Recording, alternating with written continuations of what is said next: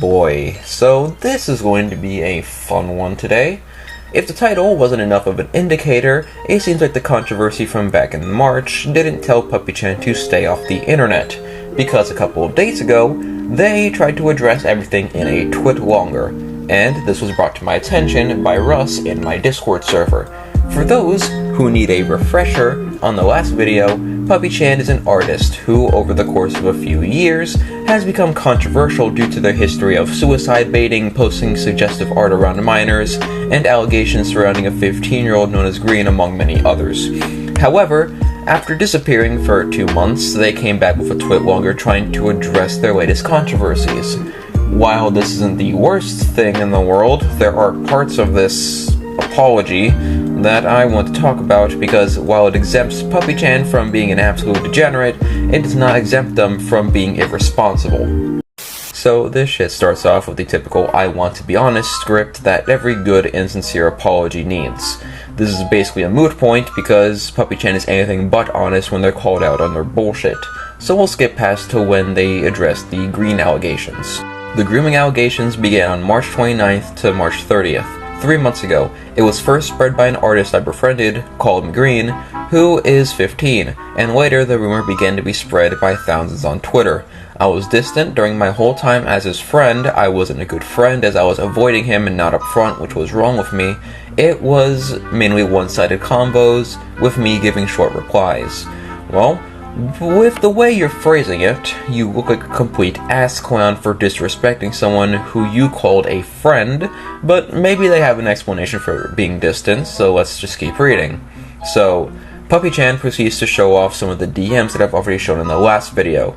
Basically, the part where Puppychan tells this minor to draw the suggestive art but not go overly suggestive, etc. This is red flag number 1. This was a minor who was going to you, an adult, for advice on drawing suggestive art and then proceeding to post it on Twitter. This should have been an indicator of, yeah, no, I should block them. And also, you are irresponsible for even entertaining the idea of this child drawing suggestive art and posting it to Twitter. But let's keep reading. After that, I have not said messages like this afterwards, only becoming more distant and annoyed. I wish I did the mature thing by talking to this artist about my boundaries and then slowly cutting them off. But instead, I blocked him, which warranted the allegations.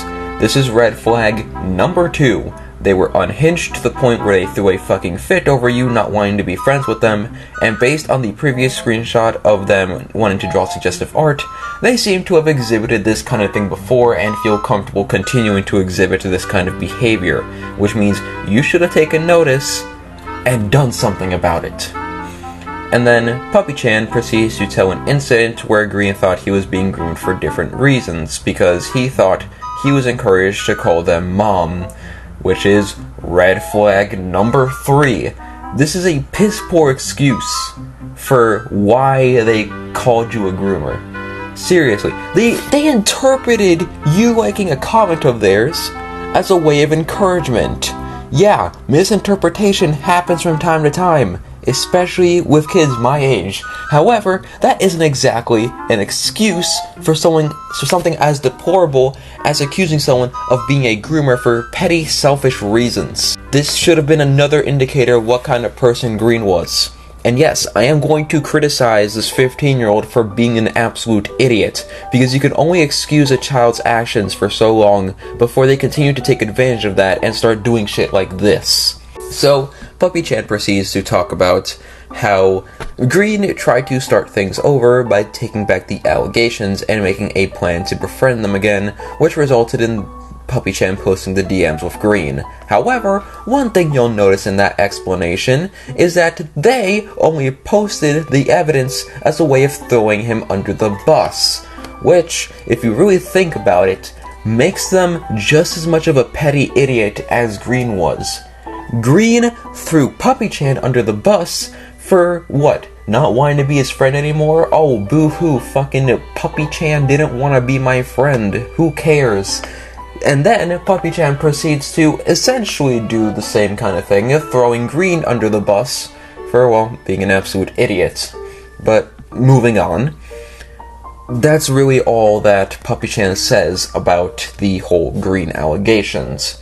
Well, overall, I don't really know, man. It's just, Puppychan was irresponsible, Green was an absolute idiot, everyone was just an absolute idiot in the situation, so let's keep going. Puppychan proceeds to address the racist accounts.